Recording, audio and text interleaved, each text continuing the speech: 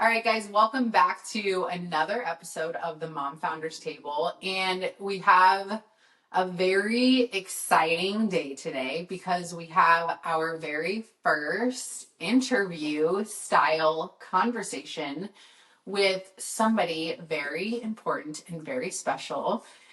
You guys know that I refer to my best friend, Eric, all the time. And we are often talking about how we navigate all the things as moms and business owners. And one of the most important things is our marriage. And so many times with clients, I am helping them work through the communications they need to make sure that they have good, fulfilling relationships at home. So I had the idea of who better to bring on and have a conversation with than Eric himself. So we are going to be doing a 3-part series for you guys, and this is all going to be based in helping you as an entrepreneur mom continue to prioritize your marriage. And we're going to give you some of the behind the scenes things that we do and really just have conversations and teach you guys what has worked really well for us, and hope that it really, really helps you, because at the end of the day, our businesses are the ways that we provide for our families, but our relationships are the things that make us the most fulfilled. So, babe, welcome. Thanks for having me. So today, specifically in the first part of this series, we are talking all about how we prioritize each other. So Eric and I have 3 kids that are 8, 6, and 3. So we had a lot of kids in a really short period of time.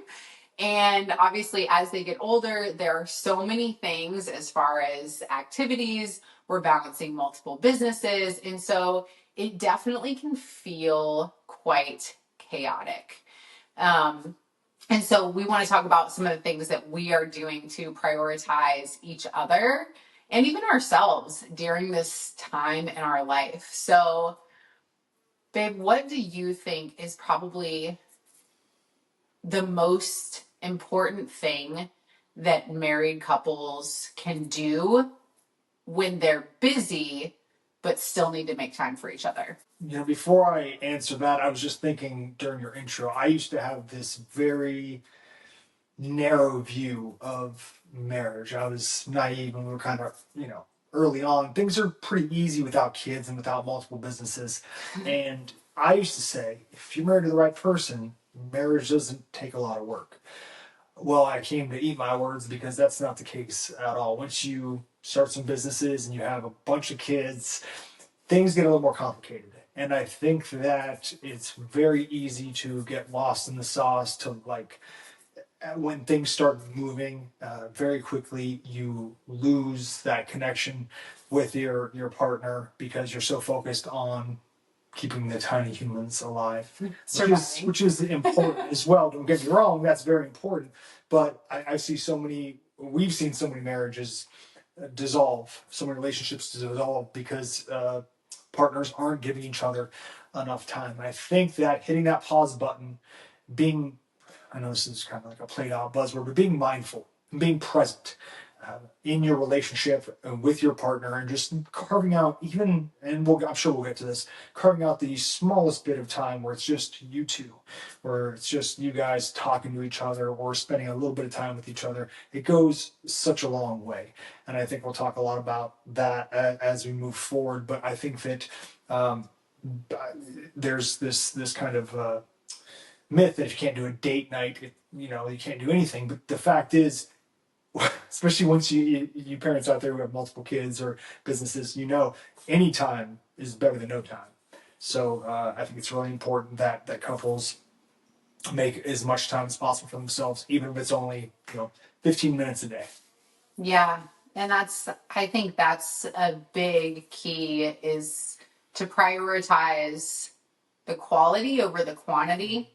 Because at the end of the day, we all have the same 24 hours, for better or for worse. And I think it's the expectation that you touched on, to where it's like, oh, in order to have a marriage in which I feel connected we need to, go out for a date night. And whether it's like, I know for us, it's even like the coordinating of a babysitter. It's not that we can't, it's just like another thing to do.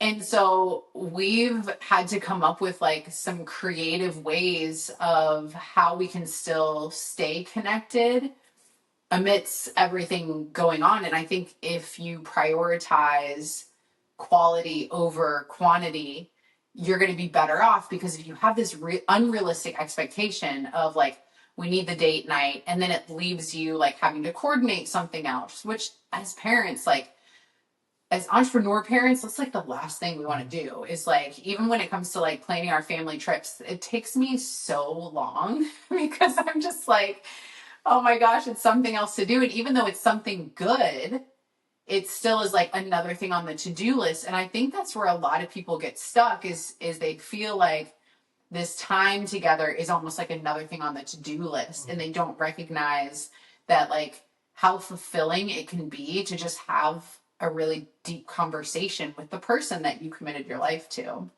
Yeah, I don't want anybody to get the wrong idea. We actually have a very great support system. We have great grandparents involved in our lives on both sides of our family. But when you have 3 kids, it gets stretched pretty thin pretty quickly, and they're not the only grandkids in the family, obviously. So we don't want to monopolize all of the grandparents' time. They also have lives, and we find ourselves thinking about babysitters, and it, like Kelsey mentioned, it's a pain in the butt, because not only is there the financial component, you got to pay for this person, but the scheduling, and they're not on call. A lot of these people are, our babysitter has another job. Most babysitters have multiple jobs, so you're not going to get them whenever you need them a lot of times. So you're going to have to be flexible, and you're going to have to have to lower your expectations a little bit when it comes to your free time together. Date nights are awesome. Don't get me wrong. When we get the chance to, we love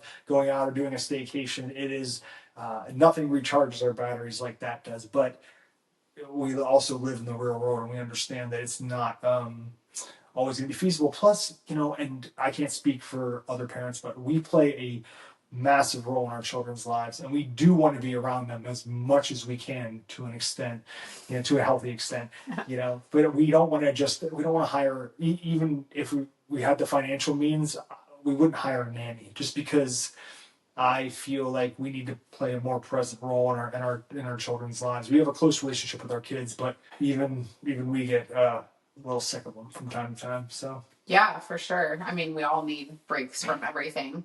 So I think it's important to just recognize that it's going to be focusing on like the quality of your conversations, and focusing on like there's different levels, right? Like, so for us, in the way I want to get into some of the ways that we actually, like some of the things that we actually do that would be helpful for the listeners. But I think that understanding that there is different levels of things, and for us, we have like our small like core things that we do on like a rotating like consistent basis, and then we have like our bigger things, to where it's like we even started this past year, looking ahead at the schedule, and I just like marked off 2 different dates, just picked random dates, like one in the spring and one in the fall, that we're going to be, and like grandparents know, like literally 6-9 months ahead of time, and was like, can you stay with the kids these days? And I think just exerting that little bit of effort, which sometimes we feel like we can't give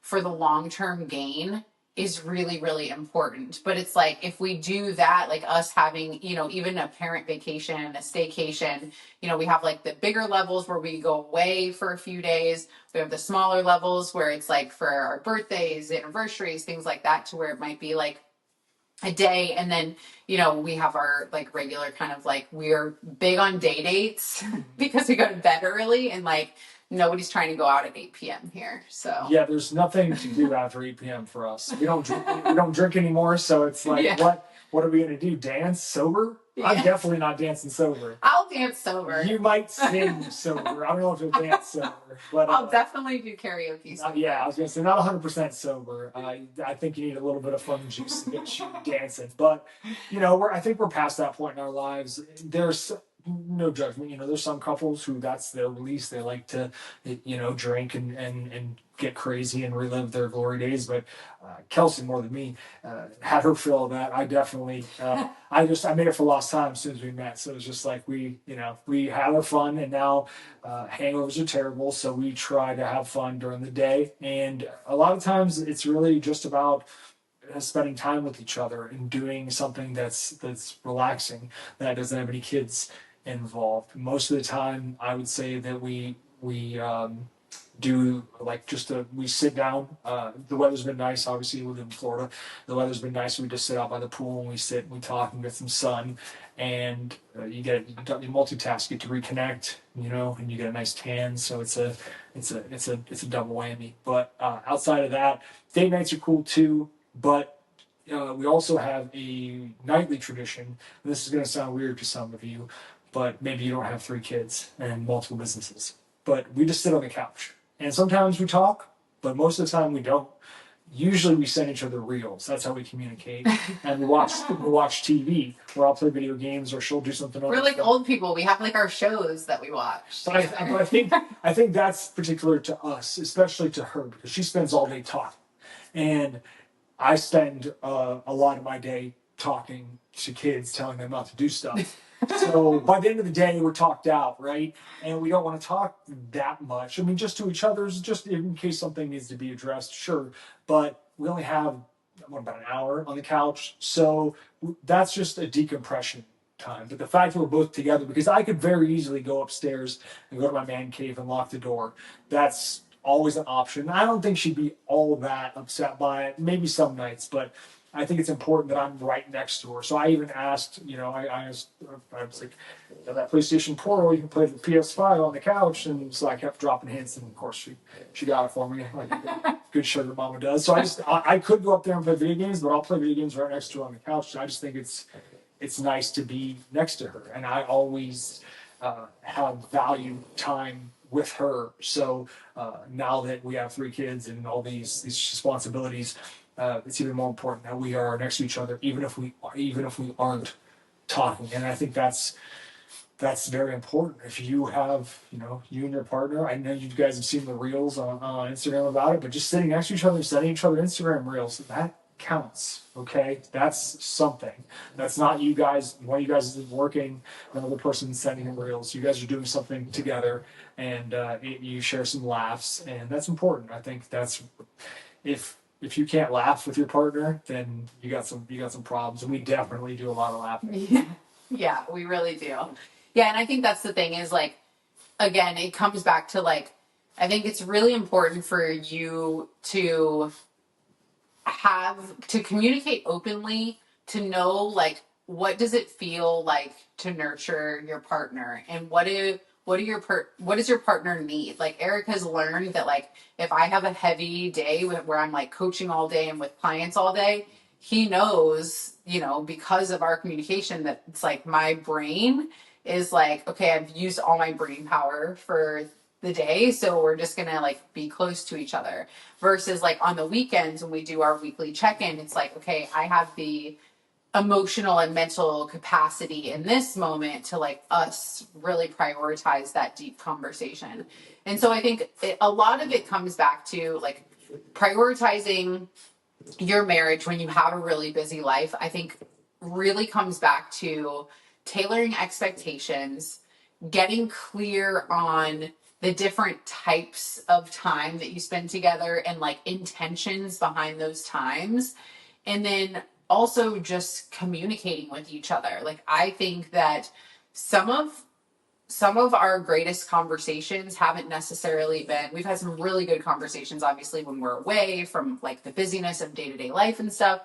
But I also think we have really good impactful conversations that sometimes come in like almost like we'll be in our room like doing laundry together. And so I think really more than anything, I think that just talking to each other is the most important thing you can do. Like making your partner feel like that no matter what, like you will always see them or hear them or receive them, and just basically like telling them and modeling to them like you can always come to me and we can always talk about this stuff. And so I think that that's been a big key to success in our marriage.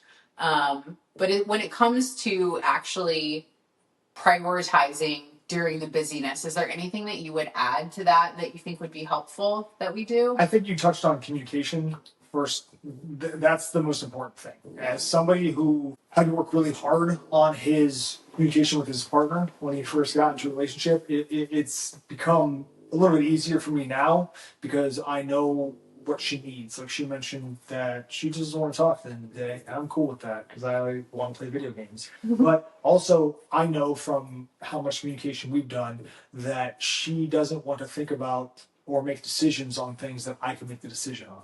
So I always take the lead there. Like when it comes to the kids' dinner or things like that, I'm going to do that. It's not about her having the energy to do it. It's about her having the desire to do it at the end of the day. And I am fully prepared to, pull up the slack there. And that's only because we talked about things. She's like, I just don't want to make decisions. I'm like, okay, I'll make the decisions. I always try to, I always want to make a collaborative decision, but sometimes she doesn't want to do that. She wants me to choose. And I'm like, okay, I get that. Like sometimes when it's time to choose something for dinner, oh, don't even start now. I don't know if there's any. Everybody's like, nobody wants to choose. I don't know if there's any men watching this, but I hope so because you guys understand that they want you. That's not them being indecisive. That's them saying, well, without saying, you need to just pick something.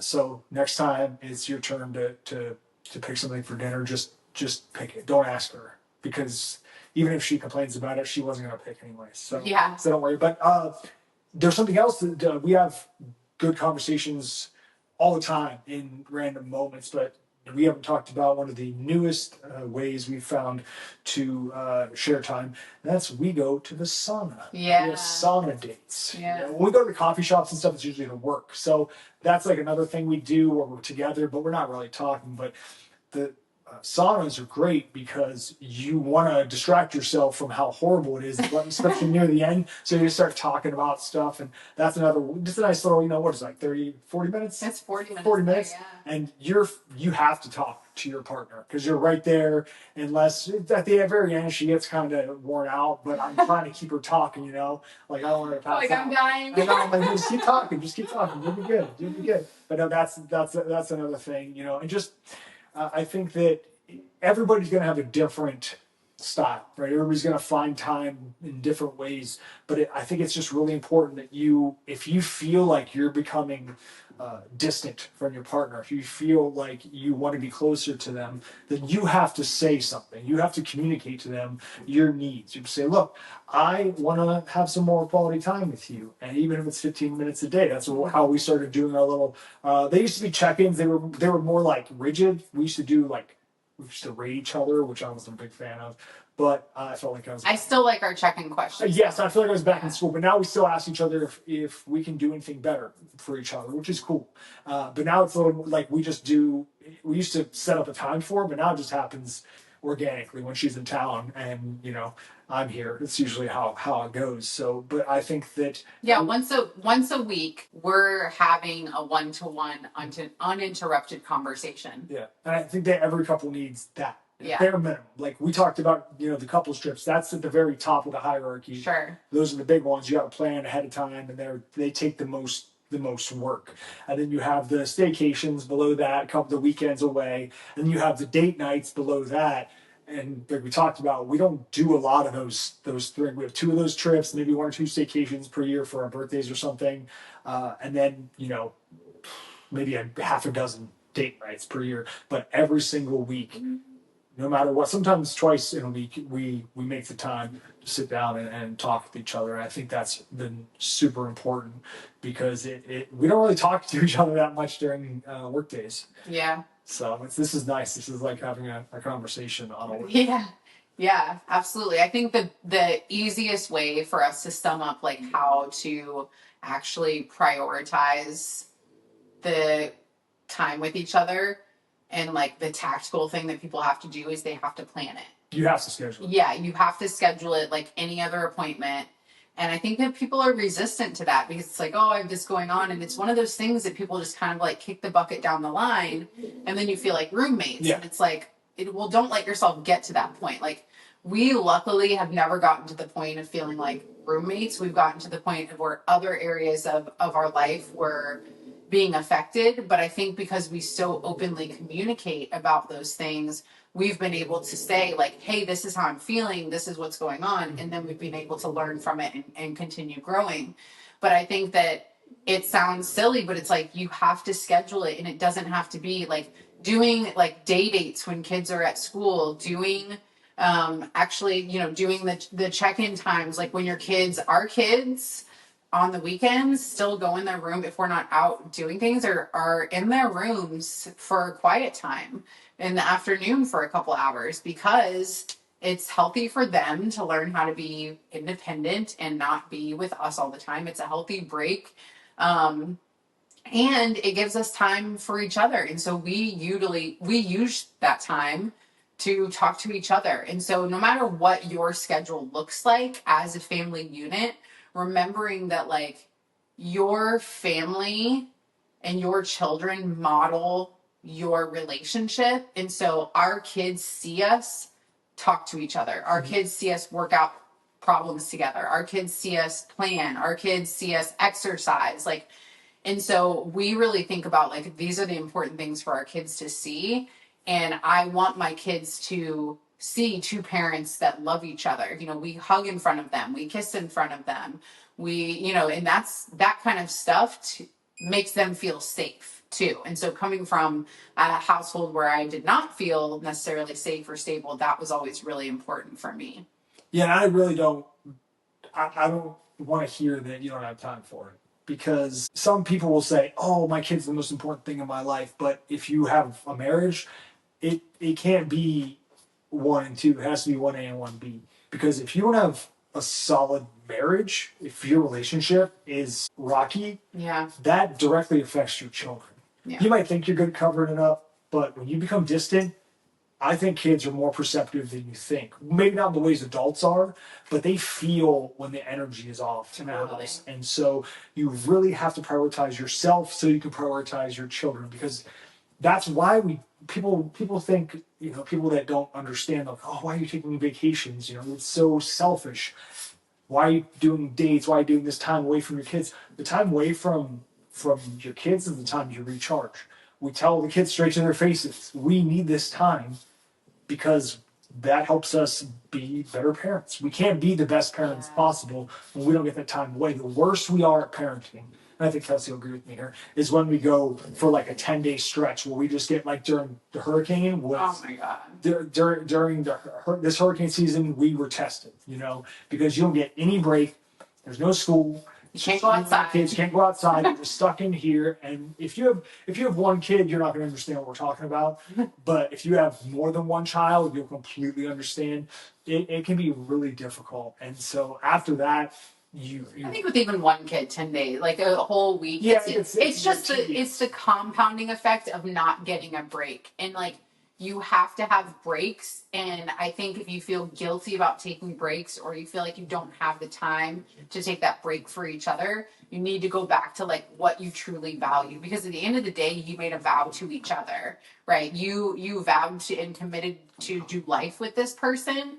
And it's very selfish to just think that you could like abandon that promise and then come back to it when you're not busy. Yeah. And if you think you need to spend more time with your significant other, like if you feel neglected, you have to communicate that. Yeah. You can't just stew on it and let it fester and then wonder why aren't they picking up on my signals?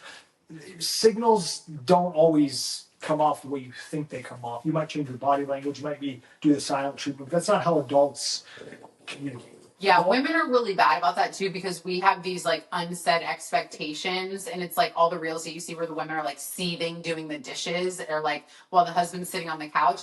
And every time I see those, I'm like, I understand, but at the same time, like, let's take some personal responsibility here to where it's like, just like Eric was explaining how I was like, I just need you to make decisions because I don't want to.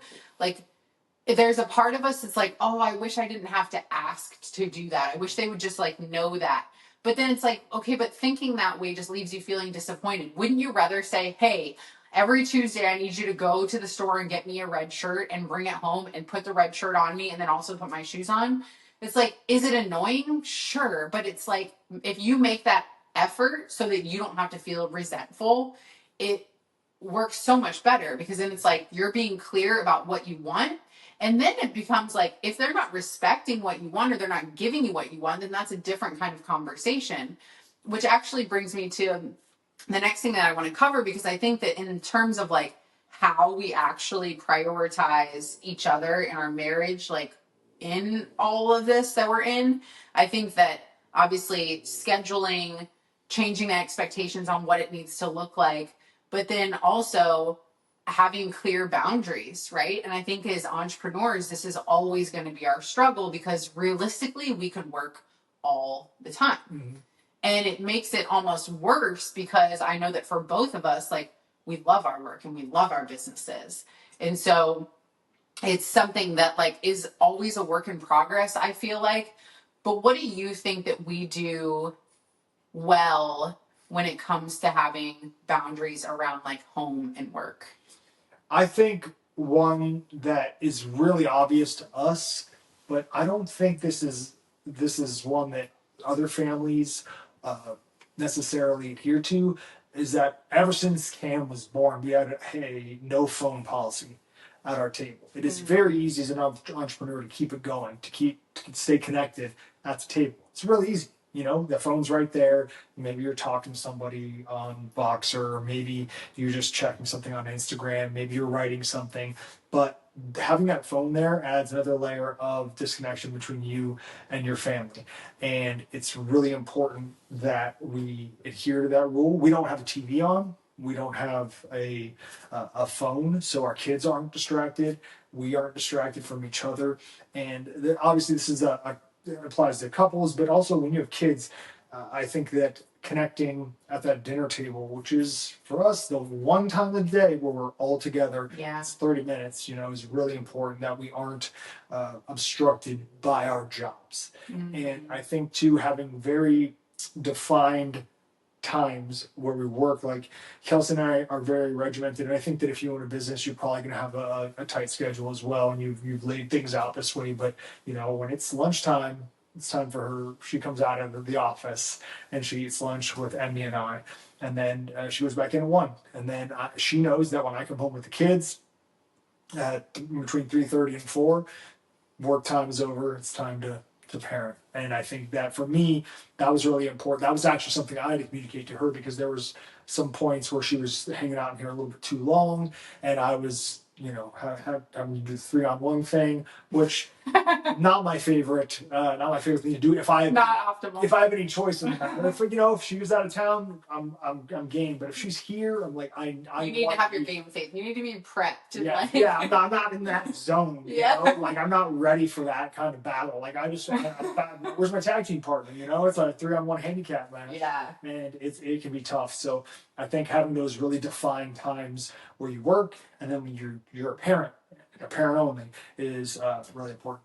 Yeah, I agree. I think that's where, like, even switching like my work schedule to where it's like my last appointment's at 2 p.m. so that I'm done with calls by 3 p.m. so then I can get Emmy up and like be done when you come home and stuff, like just arranging things that way. And I think a lot of times we're afraid to do that as entrepreneurs. We're afraid to have boundaries because we're like, oh, this person needs a call at 4 p.m. or 5 p.m.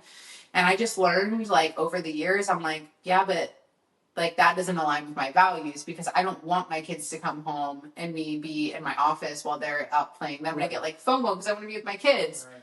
So I think that we've done that really well. And again, it just comes back to like time and scheduling and basically allotting space for everything that's important to you. And I think that just what we need to do as entrepreneurs and parents is have that space for our marriage and make sure that it's a non-negotiable. All right, so we've talked through kind of how we prioritize our marriage, different things that we do, from like scheduling, the type of time we spend together, the importance of communication. We're actually, in the next part in this series, going to be talking just about communication, which I think will be really cool, because I think that our communication has evolved so much over the years.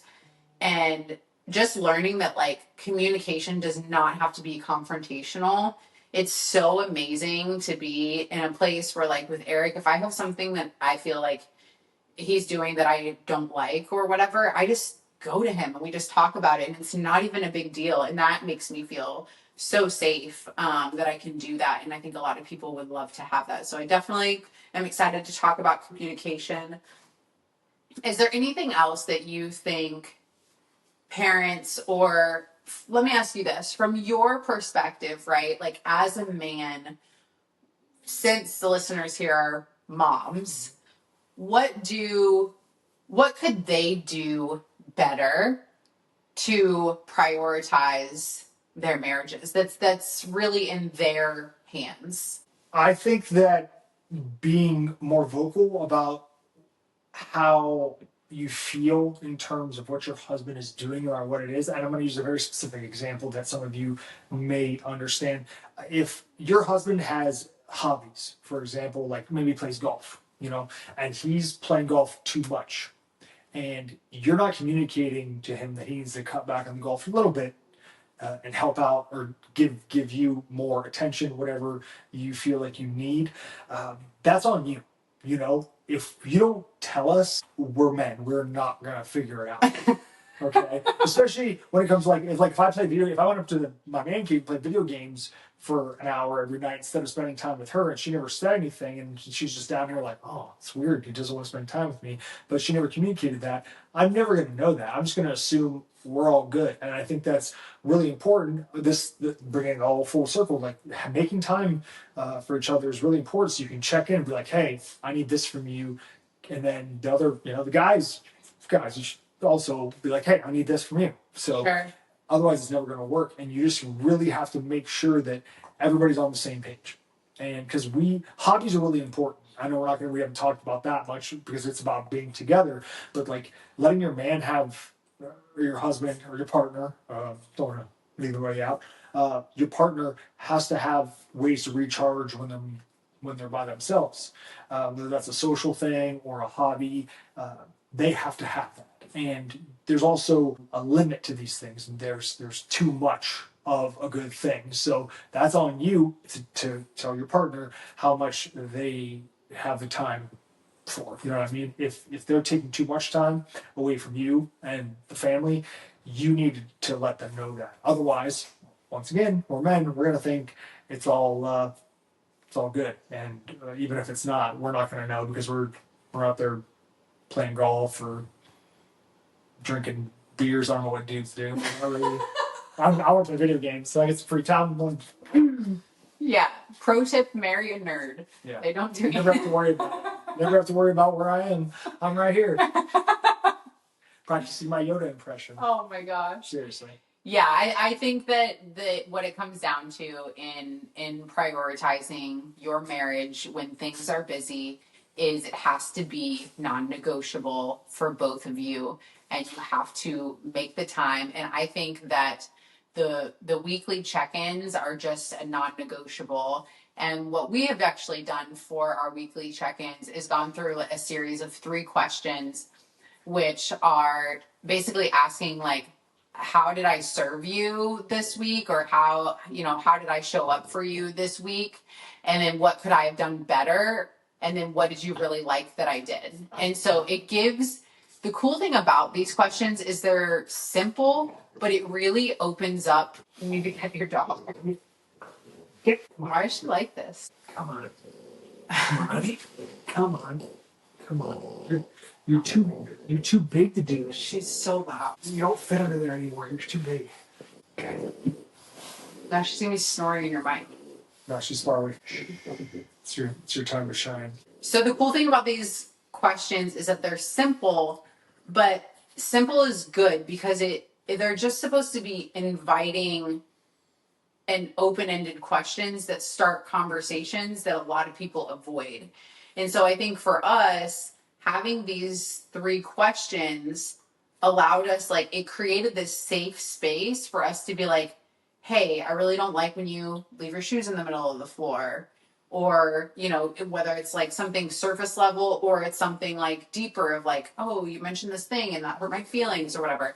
But you know that you have that space. It's almost like a therapy appointment, right? Yeah, like, you know, you have that space to where you're going to like process emotions. And so that you're giving each other that space every week to say like, I hear you, I see you, like, tell me. Yeah, but it's not like an airing of grievances. It's not like you never feel attacked because it's set up as a question. Exactly. What could I do better? And then instead of, you don't feel attacked because you asked the question. And I think that's why that format's really important, because I think Kelsey can attest to this. Early on, her delivery needed work. And she would bring up things that I could do better. I heard them as just blatant criticisms, because that's kind of what they were. There really wasn't any constructive aspect to them, and they came out of nowhere. I'd just be like sitting there and just be like, "Hey, you suck at this," and I'm like, "Huh? What are you talking about here?" It also creates like a feeling of like it being a productive or proactive conversation, because even in asking like, what can I do better, it's like, you know, he was like, you know, when I'm trying to get everybody to the dinner table, like, help me rally up the kids. And I'm like, cool, like, you can, it's proactive, it helps get you on the same page. And then of course there's the open space for like, what did I do well that you want me to do more of? And that's can be things that you didn't even realize that you did that like made an impact on that person, that you're like, okay, cool, I can do more of that. So it's just a great, again, simple way. So if you take one thing from this episode, I would say let it be this, like, carve out 30 minutes in your week to sit down and have an uninterrupted conversation, put it on your calendar, and talk to each other. Mm-hmm. Yeah, if you're the man and you also have a business and you are prone to working after the kids go to bed, I think that, or if you don't have kids, when you guys have time together, I'd say just cut 30 minutes out of that. You know, whatever. Maybe you have a hobby you like to do. I mean, women too, right? Yeah. A lot of my listeners, the men's perspective. Right? But a lot of us, I've been there myself too. It's like you know, you want to finish the project, you want to check that and it's like, it seems like, okay, well, that's the easiest place to take it from, right? When you need that extra time. And of course there's seasons for all things, but I think, you know, once again, if you have that staple of like, okay, no matter what shit gets thrown at us this week, we know we're going to have this one time that it's happening to where we're together and it's uninterrupted. Yeah, in terms of ROI, 30 minutes connecting with your partner is going to be way more beneficial than that extra 30 minutes of work. You might get some cool stuff done, but it's not going to be exactly as important as connecting with your partner for that 30 minutes. Right. And I think just having that time be intentional with like utilize our questions and start there. But I think that's it for us today. Thank you for joining us in the first part of this marriage series for mom entrepreneurs. And we are excited next week to talk to you all about communication. So if you guys have any questions for us, again, my DMs and email are always open to you guys. I can't wait to hear your feedback. And I hope this helps you in your marriage and in your life, of course.